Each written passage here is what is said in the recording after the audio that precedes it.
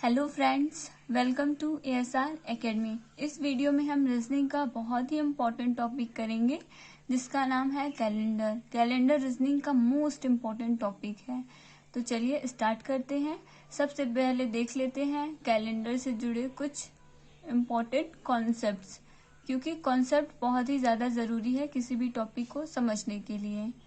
तो देख लेते हैं, जैसे कैलेंडर में दिन होते हैं, महीने होते हैं और इसी तरह से कैलेंडर में साल होते हैं। तो कैलेंडर में बेसिकली 7 दिन होते हैं: सोमवार, मंगलवार, बुधवार, बृहस्पतिवार, शुक्रवार, शनिवार और रविवार। मान लीजिए अगर आज सोमवार है तो फिर सोमवार कब होगा? तो फिर सोमवार होगा आने वाले अगले 7वें दिन क्या होगा? फिर से सोमवार होगा। जैसे 1, 2, 3, 4, 5, 6, 7वां दिन क्या होगा? फिर से सोमवार होगा। इसका मतलब कि दिनों का क्या होता है? रिपीटेशन होता है। दिन हर 7वें दिन रिपीट होता है। तो ये जरूरी कॉन्सेप्ट था दिनों को समझने के लिए कि हर 7वें दिन ये दिन होगा रिपीट। इसी से हम समझेंगे कि कौन से महीने में कौन सा दिन होगा। अब आइए देख लेते हैं मंथ से जुड़े कुछ इम्पोर्टेंट कॉन्सेप्ट। जैसे जनवरी, 12 महीने होते हैं टोटल, तो जनवरी 31 का हो गया, फरवरी 30 का हो गया, फरवरी 28 या फिर 29 का होता है। इसी तरह से मार्च हो गया 31 का, अप्रैल हो गया 30 का और मई हो गया 31 का, जून 30 का हो गया, जुलाई 31 का हो गया, अगस्त भी 31 का हो गया और सितंबर 30 का हो गया, अक्टूबर 31 का हो गया, नवंबर 30 का हो गया और दिसंबर 31 का हो गया। अब दिक्कत यहाँ पर स्टूडेंट्स को ये आती है कि हम किस तरह से याद करें कि कौन सा महीना कितने दिनों का होगा। तो इसे याद करना बहुत ही आसान है। सबसे पहले देख लेते हैं फरवरी एक ऐसा महीना है जिसमें 28 दिन और 29 दिन, या तो 28 दिन होते हैं या 29 दिन होते हैं। तो ये तो सभी को याद होगा। अब बच जाता है हमें क्या याद करना है? हमें याद करना है एक अप्रैल याद करना है। अप्रैल में 30 दिन होता है, जून में 30 दिन होता है और सितंबर में 30 दिन होता है और नवंबर में 30 दिन होता है। यानी हम इस तरह से याद कर सकते हैं AJSN, अप्रैल, जून, सितंबर और नवंबर। AJSN अगर हम ये याद कर लेते हैं तो हमें याद हो जाएगा कि सिर्फ 4 महीने ऐसे हैं जिसमें 30 दिन होते हैं। इन महीनों में दिनों की संख्या कितनी होती है? 30। अप्रैल, जून, सितंबर और नवंबर। और फरवरी जो है इसमें 4 साल के बाद 29 दिन की होती है फरवरी, और नहीं तो 28 दिन की होती है। तो ये सभी को याद रह जाता है। और बाकी जितने भी मंथ बच गए वो हो जाएंगे हमारे 31 दिन के। अभी हम समझ लेते हैं कॉन्सेप्ट कि विषम दिन क्या होते हैं, क्योंकि कैलेंडर अगर हम सॉल्व करने स्टार्ट करें तो ये समझना जरूरी है कि विषम दिन हम कैसे पता करें। तो मान लीजिए जैसे जनवरी में 31 दिन होता है, तो इसमें विषम दिन की संख्या हमें पता करनी है। तो हम इस तरह से पता करेंगे, 31 को डिवाइड कर देंगे 7 से। जब 7 से हम डिवाइड करेंगे तो जो शेष बचता है, जो रिमाइंडर बचता है, उसी को क्या कहते हैं? हम विषम कहते हैं। जैसे 7 से डिवाइड करेंगे, 7 चौक 28, तो बचेगा कितना? 3 बचेगा। तो 3 क्या हो गया? 3 हो गया विषम दिन। इसी तरह से अगर हम 30 को डिवाइड करें 7 से तो यहाँ पे रिमाइंडर बचेगा 2। ऐसा इसलिए होता है क्योंकि हम सप्ताह, जैसे जिस सप्ताह का पहला किसी दिन का जैसे कोई दिन है, जैसे सोमवार है, तो वो 7वें दिन फिर से रिपीट होगा, फिर से 7वें दिन रिपीट होगा। तो अगर हम 7 से इसको डिवाइड करें तो 28 डिवाइड होगा, यानी 28वें दिन वही दिन होगा जो कि 7वें पहले दिन था। तो इस वजह से जो बच जाता है, 3 दिन अगर बच गया तो हम उसको एक वीक काउंट नहीं कर सकते। इसलिए 3 दिन को हमें अलग से शेष के रूप में लिखना होता है। इसी को कहते हैं विषम दिन। अब आइए देख लेते हैं ईयर से जुड़े कुछ इम्पोर्टेंट पॉइंट्स। जैसे एक साल में 12 महीने होते हैं और दिन होते हैं 365 दिन। ये नॉर्मली 365 दिन होते हैं। और अगर हम इसको वीक में कन्वर्ट करें तो 365 को अगर हम 7 से डिवाइड करेंगे तो ये 52 बार में डिवाइड हो जाएगा और इसमें विषम दिन कितना आएगा, एक दिन रिमाइंडर आएगा। तो जो एक दिन रिमाइंडर आएगा उसको हम एक वीक में काउंट नहीं कर सकते। तो ये तो हो गया साधारण वर्ष। और लीप वर्ष भी होता है। लीप वर्ष कब होता है, जब फरवरी महीने में 29 दिन होते हैं, यानी फरवरी महीना जब 29 दिनों का होता है तो उसे हम लीप वर्ष कहते हैं। आइए समझ लेते हैं कि लीप वर्ष होता क्यों है। तो हमारी पृथ्वी जब सूर्य के चक्कर लगाती है तो सूर्य के चक्कर लगाने में वो लगभग 365 दिन और 6 घंटे लेती है। 365 दिन और 6 घंटे। लेकिन जब हम उसको काउंट करते हैं तो 365 दिन को एक साल काउंट करते हैं, फिर से 365 को एक साल, इसी तरह से 4 साल जब बीत जाते हैं तो 6 घंटे करके 6 चौक 24 घंटे हो जाते हैं, यानी एक दिन बन जाता है और वही एक दिन फरवरी महीने में जुड़ जाता है। तो हर चौथे साल में क्या होता है, लीप वर्ष होता है। अब आइए देखते हैं कि लीप वर्ष में कितने दिन होते हैं या लीप वर्ष में विषम दिनों की संख्या क्या होती है। तो जैसे लीप वर्ष में क्या होता है, फरवरी 29 दिन की होती है, यानी एक दिन बढ़ जाता है। तो जैसे 366 है तो इसको अगर हम डिवाइड करेंगे तो यहाँ पे शेषफल क्या आएगा, रिमाइंडर आएगा 2, यानी लीप वर्ष में विषम दिनों की संख्या क्या होती है, 2 होती है। अब आइए देख लेते हैं कि हम कैसे पहचान सकते हैं कि कौन सा वर्ष लीप वर्ष है और कौन सा वर्ष साधारण वर्ष है। तो हमें लीप ईयर को पहचानने के लिए करना क्या होता है, उस नंबर के, उस ईयर के 2 डिजिट को 4 से डिवाइड करना होता है। जैसे 2016 दिया गया है और हमसे पूछा गया है कि 2016 कैसा वर्ष है, लीप ईयर है या साधारण ईयर वर्ष है। तो इसके लिए हमें करना क्या होगा, लास्ट के 2 डिजिट जो हैं उनको क्या करना होगा, 4 से डिवाइड करना होगा। अगर 4 से डिवाइड हो जाता है तो इसका मतलब कि ये लीप ईयर है। जैसे अगर हम 4 से इसको डिवाइड करें तो 4 से 4 एकम और ये 4 चौक 16, तो ये डिवाइड हो गया, इसका मतलब कि 2016 लीप ईयर है। इसी तरह से अगर हम 2018 को डिवाइड करें 4 से तो ये नहीं डिवाइड होगा, तो इसका मतलब 2018 क्या है, साधारण वर्ष है। अगर हम देखें 2020 को अगर हम देखें और इसके 2 डिजिट को हम 4 से डिवाइड करें तो ये भी डिवाइड हो जाएगा, यानी 2020 क्या है, लीप ईयर है। तो लीप ईयर का पता करने के लिए हमें करना क्या होता है, हमें करना होता है 2 डिजिट जो होते हैं लास्ट के, उसी को कर देना है 4 से डिवाइड, लीप ईयर पता करने के लिए। और इसी तरह से लीप सेंचुरी भी होती है। तो सबसे पहले हम सेंचुरी समझ लेते हैं कि सेंचुरी होता क्या है। सेंचुरी का मतलब होता है शताब्दी, इसे हिंदी में शताब्दी कहते हैं। इसका मतलब होता है 100 वर्षों का समूह, ग्रुप ऑफ 100 ईयर्स। तो देखिए जैसे 1600 हो गया, 1800 हो गया, इसी तरह से 2000 हो गया। तो लीप ईयर में क्या होता है, एक चीज हमें कॉमन देखने को मिलेगा, इजीली हम पहचान लेंगे कि कौन सा लीप ईयर है और कौन सा लीप सेंचुरी है, लीप शताब्दी। तो जहां भी हमें 2 0 देखने को मिले लास्ट में, इसका मतलब कि ये लीप शताब्दी है, लीप सेंचुरी है। तो हमें पता करना होता है कि कौन सी शताब्दी नॉर्मल शताब्दी है और कौन सी शताब्दी लीप शताब्दी है। तो इसके लिए हमें क्या करना होता है, लीप वर्ष पता करने के लिए हम 4 से डिवाइड करते थे और लीप शताब्दी पता करने के लिए हम 400 से डिवाइड करेंगे। तो ये 400 से पूरी तरह से डिवाइड हो जाएगा, तो इसका मतलब ये क्या है, लीप सेंचुरी है। सन 1600 क्या है, लीप शताब्दी है। इसी तरह से अगर हम 1800 को डिवाइड करें 400 से तो ये डिवाइड नहीं होगा, इसका मतलब ये नॉर्मल शताब्दी है, सामान्य शताब्दी है।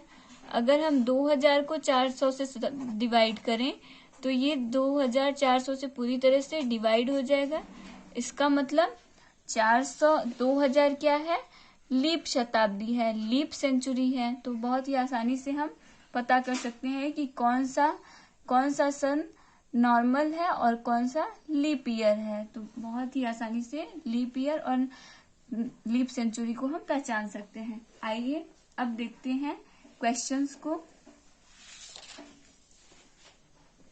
पहला क्वेश्चन देख लेते हैं। यदि किसी माह की 6 तारीख को मंगलवार है तो उसी माह की 24 तारीख को कौन सा दिन होगा। अगर हमसे इस तरह का क्वेश्चन पूछा जाए और मंथ सेम हो, उसी माह की बात हो रही है, जब सेम मंथ हो तो हमने देखा था कि हम विषम दिन किस तरह से पता कर सकते हैं। 24 को नॉर्मली हम डिवाइड कर देंगे तो हमें विषम दिन पता चल जाएगा। लेकिन यहाँ पर 6 दिन बीत चुके हैं, तो उस माह का 6 तारीख बीत चुका है और हमें बताना है कि 24 तारीख को कौन सा दिन होगा। तो करना क्या होगा, 24 में से सबसे पहले हमें 6 को माइनस कर देना है। जब उसी महीने की बात हो, साल भी सेम हो, महीना भी सेम हो, तो हमें पता करना हो अगर कि कौन सा दिन होगा, तो हमें करना क्या होगा, 6 दिन जो बीत चुके हैं उनको करना होगा सीधे माइनस। तो 24 में से 6 को अगर हम माइनस कर देंगे तो हमें मिलेगी दिनों की संख्या 18। अब हमें पता करना है कि 18 दिन बाद कौन सा दिन होगा। तो हमें 18 को नॉर्मली करना क्या है, 7 से डिवाइड कर देना है। तो 7 से हम डिवाइड करेंगे तो ये 2 बार में चला जाएगा 14। उसके बाद रिमाइंडर कितना बचेगा, रिमाइंडर बचेगा 4 रिमाइंडर बच गया। यानी मंगलवार में हमें क्या करना है, 4 प्लस कर देना है।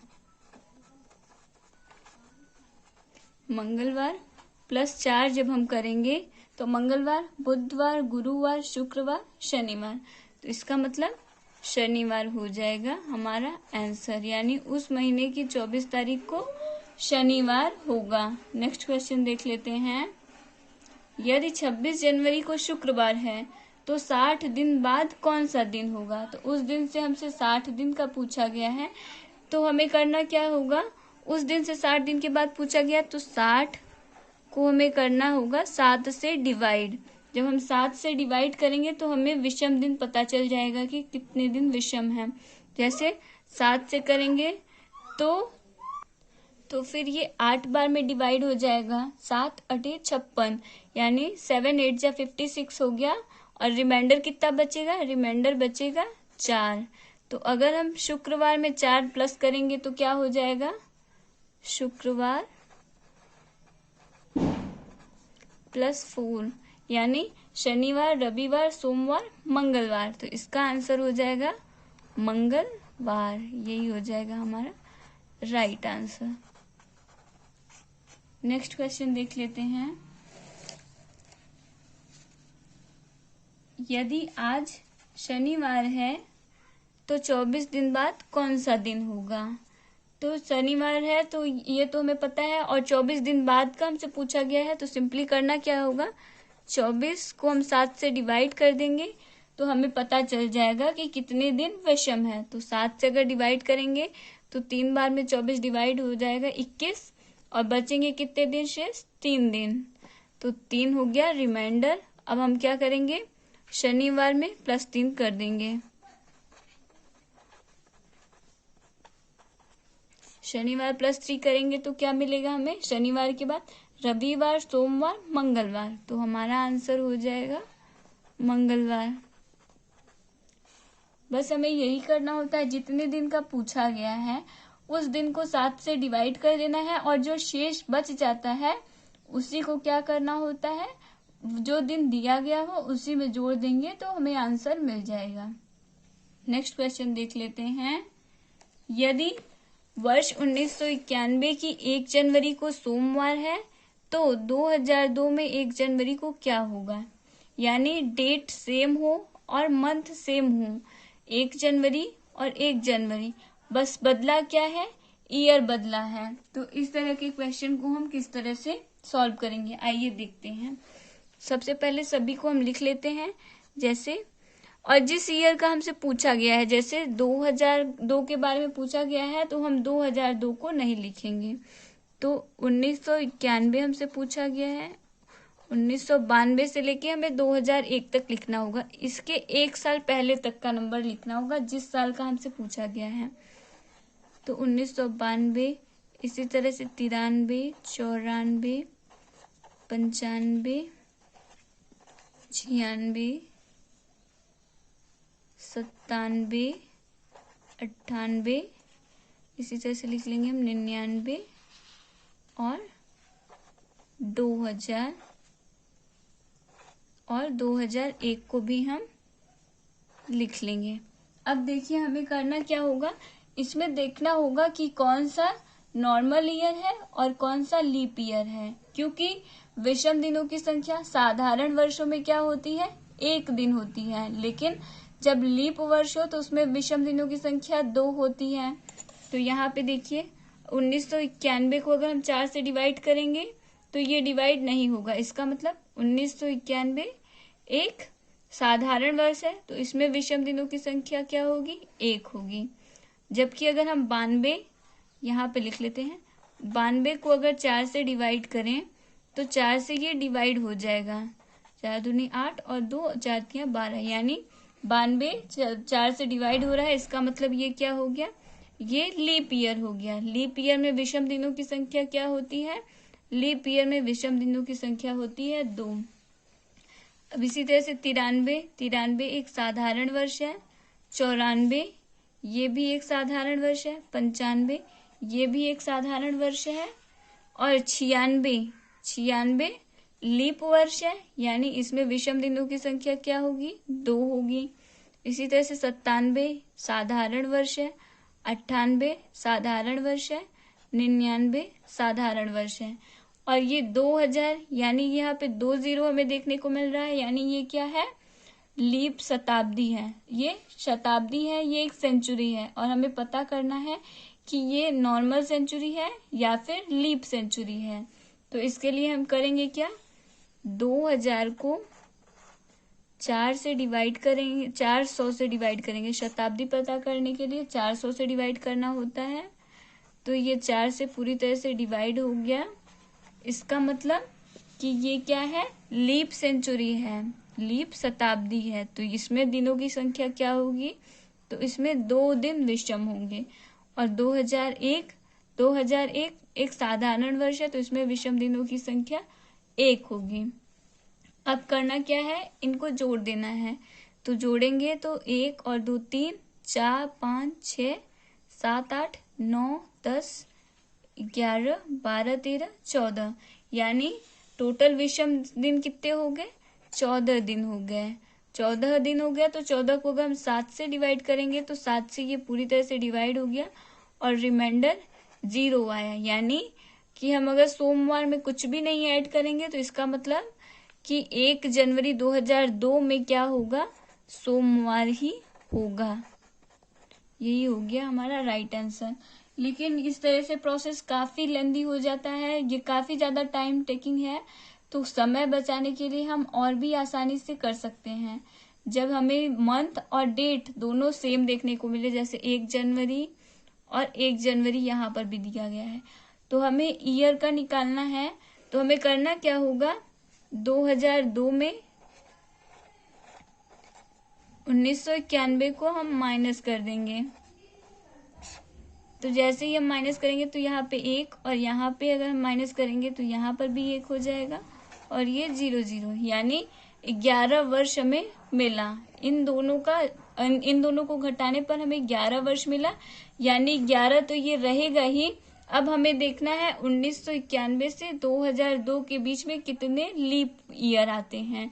तो यहाँ पर देखिए 1992 एक लीप ईयर है, उसी तरह से 1996 एक लीप ईयर है, और सन 2000 इसमें भी एक लीप ईयर है, यानी 3 दिन और बढ़ जाएंगे। तो हम 11 और प्लस 3 कर देंगे तो हमें मिल जाएगा 14 दिन। अब 14 को हम 7 से डिवाइड कर देंगे जब, तो ये हो जाएगा 7 से पूरी तरह से डिवाइड, तो हमारा आंसर हो जाएगा सोमवार।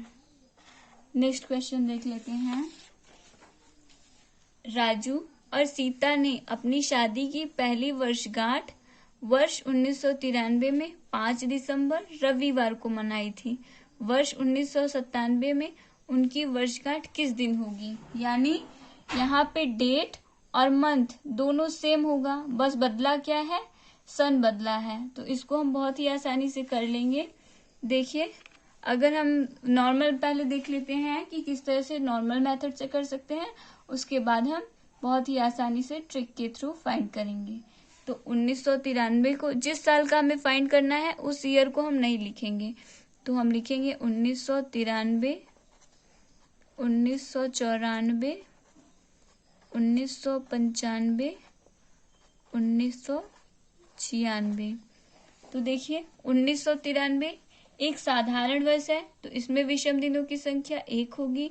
1994 ये भी एक साधारण वर्ष है, तो इसमें भी विषम दिनों की संख्या 1 होगी। 1995 ये भी एक साधारण वर्ष है, इसमें विषम दिनों की संख्या 1 होगी। लेकिन 1996 ये लीप वर्ष है। लीप वर्ष पता करने के लिए हमने क्या सीखा था, लीप वर्ष पता करने के लिए लास्ट के 2 डिजिट को हम क्या करते हैं, 4 से डिवाइड करते हैं। जैसे 96 को अगर हम 4 से डिवाइड करें तो ये पूरा पूरा डिवाइड हो जाएगा, 4 दूनी 8 2, और फिर यहाँ पे ये भी डिवाइड हो गया पूरा।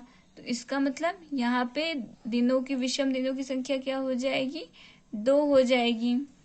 अब हमें करना क्या है, इनको जोड़ देना है, 1 2 3 और 2 5। तो हमें विषम दिन मिल गया 5। तो यहाँ पर देखिए 5 दिसंबर को रविवार को मनाई थी, तो रविवार में हम +5 अगर करेंगे, तो रविवार +5 अगर हम करेंगे तो हमें आंसर मिलेगा शुक्रवार। देख भी सकते हैं, रविवार के बाद सोमवार, मंगलवार, बुधवार, गुरुवार, शुक्रवार, तो यही हो जाएगा हमारा आंसर। नेक्स्ट क्वेश्चन देख लेते हैं। सुरेश का जन्म 4 अक्टूबर 1999 को हुआ था। रवि का जन्म सुरेश से 6 दिन पहले हुआ था। उस वर्ष स्वतंत्रता दिवस रविवार को पड़ा था। रवि का जन्म किस दिन हुआ था। इसमें भी हमें एक ही साल का पता करना है, यानी एक ही साल में पता करना है, बस क्या चेंज हुआ है, मंथ चेंज हुआ है। तो सबसे पहले यहाँ पे हम स्टार्टिंग से क्वेश्चन को समझने की कोशिश करते हैं, क्योंकि हमसे पूछा गया है रवि का जन्म किस दिन हुआ था। तो हमें यहाँ पर देखना होगा, सुरेश का जन्म 4 अक्टूबर 1999 को हुआ था। इससे हमें कुछ भी लेना देना नहीं है। यहाँ पे हमसे पूछा गया है रवि का जन्म कब हुआ था, तो यहाँ पे ये बताया गया है कि रवि का जन्म क्या हुआ था, सुरेश के जन्म के 6 दिन पहले हुआ था। 6 दिन पहले यानी 4 अक्टूबर, यहाँ पे 4 दिन बीत गए और 2 दिन सितंबर में भी हमें घटा देना है। तो सितंबर होता है 30 दिन का, तो उसमें जब हम 2 दिन माइनस करेंगे तो हमें मिलेगा 29 दिन। यानी कि उसका क्या हुआ था, रवि का जन्म हुआ था 29 अगस्त को, 29 अगस्त 1999 को। और हमें दिया क्या गया है कि 15 अगस्त स्वतंत्रता दिवस, यानी 15 अगस्त उस साल किस दिन पड़ा था, रविवार को पड़ा था। यहाँ पे ये सितंबर होगा, क्योंकि अक्टूबर यानी 4 अक्टूबर से 6 दिन पहले की बात हो रही है, तो ये हो जाएगा सितंबर। और यहाँ पे 15 अगस्त को बताया गया है, 15 अगस्त 1999 इसको बताया गया है कि रविवार हुआ था। 15 अगस्त के दिन जब रविवार पड़ा था तो हमसे पूछा क्या गया है कि 29 सितंबर को कौन सा दिन था जिस दिन रवि पैदा हुआ। तो पता करने के लिए हमें करना क्या होगा, सिंपली 29 दिन, 15 दिन, अगस्त 31 का महीना होता है, लेकिन 31 दिन में 15 दिन बीत चुके हैं। तो हमें करना क्या होगा, 31 में से 15 को माइनस कर देना होगा, क्योंकि अगस्त 31 दिन का महीना होता है, लेकिन उसमें भी 15 दिन बीत चुके हैं। तो जब हम 15 को माइनस करेंगे तो हमें मिलेगा 16 दिन। तो 16 दिन अगस्त के हो गए।